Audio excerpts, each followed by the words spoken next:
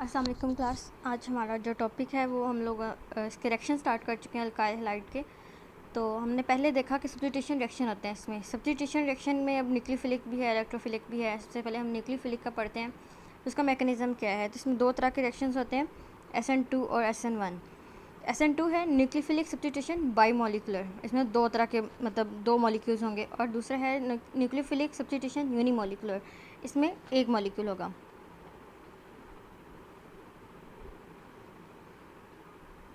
Nucleophilic substitution reaction और alkyl halides involve two main processes.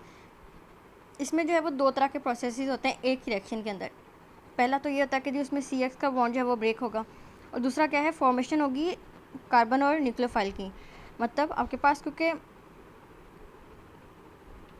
ऐसा है कि आपके पास कोई अल्काइल हैलाइड है, उसके साथ मतलब अल्काइल हैलाइड में जाहिर सी बात है कार्बन के साथ X का बॉन्ड जो है वो अटैच है। अब पहला जो स्टेप है वो ये है कि वो X का बॉन्ड जो है वो ब्रेक करेगा। दूसरे स्टेप में ये होगा कि उसके साथ आके न्यूक्लियोफाइल लगेगा। The mechanism of the nucleophilic substitution reaction depends upon the timing of these two processes. अब इसमें दोनों प्रोसेसेस का टाइमिंग क्या है कि ब्रेकेज पहले होती है, फॉर्मेशन पहले होती है, या किस टाइम पे, या दोनों एक टाइम पे होते हैं, इस पे डिपेंड करता है कि कौन सा वाला मैकेनिज्म होगा, वो SN2 होगा या SN1 होगा। If the two processes occur simultaneously the mechanism is SN2। अगर तो दोनों प्रोसेसेस, कौन से दो प्रोसेसेस, ये ब्रेकेज वाला CX का बॉन्ड ब्रेकेज और फॉर्मेशन ऑफ C और न्यूक्लियोफाइल वाला, अगर तो ये दोनों साइमल्टेनियसली एक टाइम पे हो रहे हैं तो ये जो है हमारे पास SN2 होगा।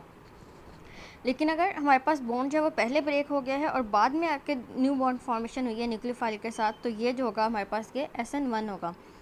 तो सबसे पहले हम SN2 को देखते हैं जो कि बायोमोलिकुलर है। This is a single step mechanism. As soon as the nucleophile start attacking the electrophile carbon of the substrate, the bond with which leaving group is attached start breaking. मतलब जैसे ही nucleophile आता है carbon पे attack करने के लिए, जो carbon के साथ एक हेलोजन लगा हुआ है, X लगा हुआ है, वो वाला बॉन्ड जो है स्टार्ट हो जाता है breaking. In other words the extent of bond formation is equal to the extent of bond breakage. तो दूसरे वर्ड्स में हम ये भी कह सकते हैं कि जितना बॉन्ड जो है वो ब्रेक हुआ है उतना ही बॉन्ड जो है वो फॉर्म हो चुका है। अनदर इंपॉर्टेंट फीचर, दूसरा जो इंपॉर्टेंट फीचर है इस मैकेनिज्म का, ये है direction of the attack of nucleophile, कि न्यूक्लियोफाइल किस साइड से अटैक करेगा।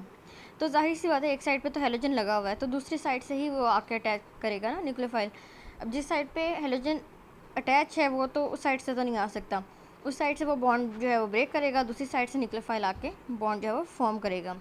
It attacks from the side which is opposite to the leaving group. तो उन्होंने कहा कि उस साइड से अटैक करेगा जो कि लिविंग ग्रुप के ऑपोजिट साइड पे है। जैसे कि हमारे पास ये कोई अल्काइल हैलाइड है, मिथाइल ब्रोमाइड है, अल्काइल हैलाइड हो गया, ठीक है। ये जो Br है ये हमारे पास लिविंग ग्रुप है, मतलब जो चला जाएगा ना, ये हेलोजन है। तो ये हमारे पास बॉन्ड फॉर्मेशन ब्रेकेज हो रही है और ये हमारे पास बॉन्ड जो है वो फॉर्मेशन हो रही है। अब अटैक जो है वो जाहिर सी बात है इस साइड से नहीं हो सकता, क्योंकि इस साइड पे तो हमारे पास हेलोजन लगा हुआ है, तो अटैक हमेशा इस साइड से होगा क्योंकि ये वाली साइड जो है वो खाली है। ये बात की उन्होंने। In order to give the nucleophile enough room to attack the substrate carbon atom changes its state from hybridization from इसकी hybridization जो है वो चेंज होती रहती है sp3 से sp2। sp3 होती है टेट्राहेड्रल और sp2 होती है जी planar. The attack of the nucleophile, the change in the state of hybridization and the departure of the living group, everything occurs at the same time। तो ये जो सारी चीज़ें हैं कि लिविंग ग्रुप जा रहा है, न्यू बॉन्ड फॉर्मेशन हो रही है, उसकी जो इसकी स्टेट है sp3 से sp2 में हो रही है, ये सारी के सारा जो प्रोसेस है वो सेम टाइम पे हो रहा होता है। तो ये Br ग्रुप जो है वो चला गया है। अब जो ये वाली जो चीज़ शो की है यहाँ पे अगर हम लोग देखें तो ये डॉटेड लाइन में शो किया गया है। हम इसको ज़रा जूम करके देखते हैं तो ये देखो, ये जैसे ये तो लाइंस लगी हुई है ना, ये वाली यहाँ पे डॉटेड लाइन में शो किया गया है। डॉटेड लाइन का मतलब कि ये इन प्रोसेस है, ये बॉन्ड जो है ये ब्रेक हो रहा है, ये बॉन्ड जो है वो फॉर्म हो रहा है। अच्छा जी, उसके बाद क्या होगा कि जी ये वाला जो है ये लीव कर जाएगा, जैसे कि यहाँ पे लिखा है लिविंग ग्रुप, और ये जो OH है ये साथ बॉन्ड फॉर्मेशन हो जाएगी और ये इन्वर्टेड मॉलिक्यूल बन जाएगा। इन्वर्टेड क्यों बना है, क्योंकि पहले जो मॉलिक्यूल था वो इस तरह था, ये ग्रुप जो है वो इस साइड पे लगा हुआ था, अब वो जो फाइनल प्रोडक्ट बना उसमें ये ग्रुप जो इस साइड पे लगा हुआ है, तो इन्वर्ट हो गया ना, इन्वर्ट मतलब उसके ऑपोजिट साइड पे लगा, तो ये इन्वर्टेड ग्रुप जो है वो बन चुका है। During the reaction configuration of the alkyl halide molecule gets inverted. ये कॉन्फिगरेशन ही होती है कि इसकी जो कॉन्फिगरेशन है वो इन्वर्ट हो गई है इस साइड से इस साइड में वो चली गई है, तो इसकी जो कॉन्फ़िगरेशन है वो इन्वर्टेड हो गई है। This is called inversion of configuration. अब अगर मॉलिक्युलरिटी की बात की जाए तो ये मॉलिक्युलरिटी होती है the number of molecules taking part in the rate determining step. अब इसमें तो एक ही स्टेप है, एक ही स्टेप में सारा काम हो रहा है, तो इसमें जितने भी मॉलिक्यूल्स इन्वॉल्व होंगे उसकी मॉलिक्युलरिटी होगी। अब यहाँ पे हम देखते हैं तो एक तो ये अल्काइल हैलाइड का मॉलिक्यूल है और एक ये जो है वो न्यूक्लियोफाइल है। दो जो चीज़ें हैं वो इन्वॉल्व हैं at the time of reaction, तो इसकी मॉलिक्युलरिटी जो है वो 2 हो जाएगी। Since in this mechanism the reaction take place in only one step which is also rate determining step. तो 2 मॉलिक्यूल्स जो वो पार्टिसिपेट कर रहे हैं इन दिस स्टेप, तो ये जो है बाई मॉलिकुलर, मतलब इसके 2 मॉलिक्यूल्स हैं, तो ये बाई मॉलिकुलर रिएक्शन है। उसके बाद है जी, अगर हम इसकी काइनेटिक स्टडी से देखते हैं तो SN2 की have shown the rate of such reaction. तो इसका जो रेट है वो 2 चीज़ों पर डिपेंड करता है, अल्काइल हैलाइड की कंसनट्रेशन पे भी डिपेंड करेगा और न्यूक्लियोफाइल की कंसनट्रेशन पे भी डिपेंड करेगा।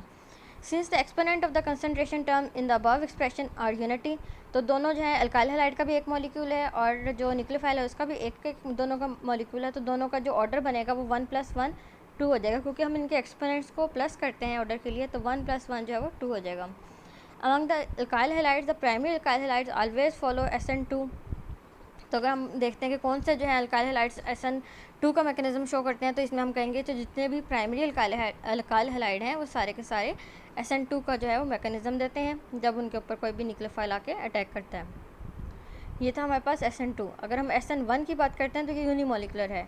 यूनिमोलिकुलर इस तरह से है कि ये 2 स्टेप्स में होता है, तो उसमें से एक स्टेप जो है वो रेट डिटर्मिनिंग का स्टेप होगा और जो एक है वो नहीं होगा। और इसमें ये भी होगा कि जो लिविंग ग्रुप है वो बॉन्ड ब्रेकेज पहले कर देगा, बॉन्ड जो है वो टूट चुका होगा, तो जो आने वाला ग्रुप है वो दोनों साइडों से अटैक कर सकेगा। इसकी हम डिटेल अभी देखते हैं। This type of mechanism involves 2 steps. The first step is the reversible ionization of alkyl halide in the presence of aqueous acetone or aqueous ethyl alcohol. किसी भी हमने पोलर सॉल्वेंट ले लिया, वो एसीटोन भी हो सकता है और एथाइल अल्कोहल भी हो सकता है, उसकी प्रेजेंस में हमने इसकी आयनाइजेशन करवा दी। आयनाइजेशन का मतलब होता है कि उसमें पॉजिटिव और नेगेटिव आयंस बनाना।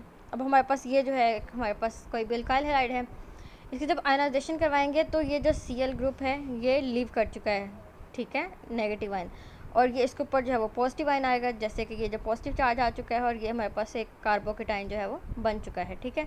तो ये तो इसका था फर्स्ट स्टेप।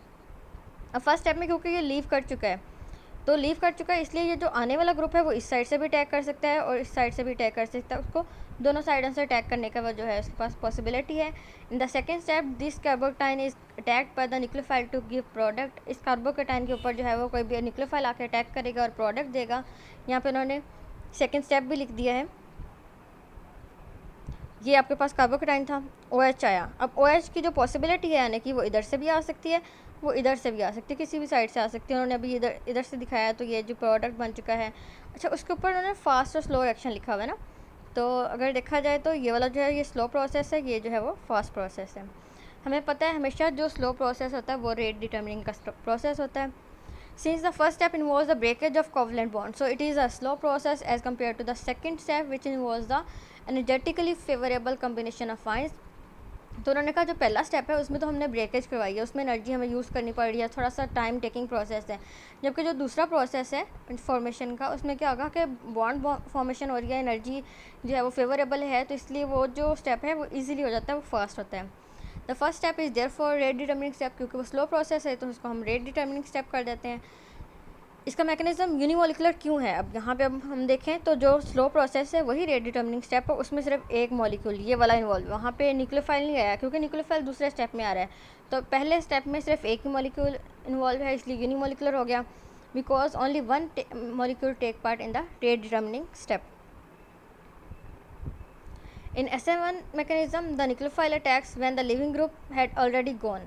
तो SN1 में न्यूक्लियोफाइल तब अटैक करता है जब जो लिविंग ग्रुप है वो ऑलरेडी जा चुका होता है, मतलब लीव करके जा चुका होता है। तो इसलिए जो डायरेक्शन है कि किस साइड से अटैक करेगा न्यूक्लियोफाइल वो नहीं बनता कि वो दोनों साइडों से जो है वो अटैक कर सकते हैं। मोreover, the intermediate carbocation is a planar species which allow the nucleophile to attack on it from both direction with equal ease, मतलब वो दोनों साइडों से अटैक कर सकता है, इक्वल उसके पास पॉसिबिलिटी है।